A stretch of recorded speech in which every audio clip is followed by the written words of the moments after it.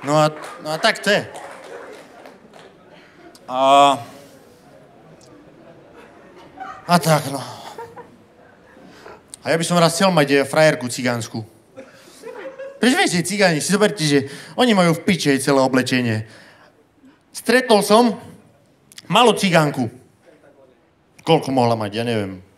Toľko centimetrov. A ona mala na sebe svadobné šaty a kopačky. Kde do piči ide? Povedzte mi, kam ide?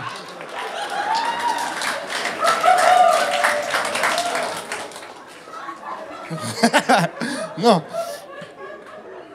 Ale tak viete, no. Ja mám stále také bujné predstavy, že cigánky vedia brutálne šúkať. Lebo ja si predstavím, oni sú také živočíšne a viete, jak vidíte zvieratá šúkať? Sa kúknite na zajace. Sa jebu do piči, jak mixer. Aj psi. Všetko možné.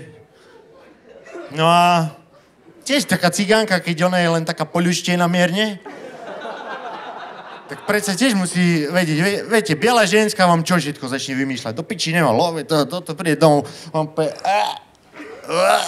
unavená som. Ty si unavená, hej? A mi povedz, koľko energie teba bude stať, keď si ľahneš a roztiahneš nohy. Však ja od teba nič nechcem, aby si robila.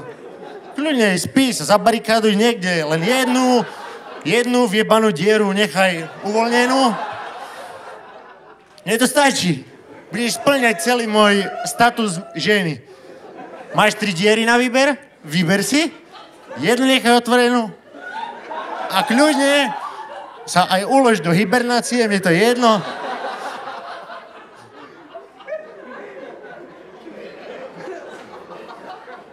Dievky,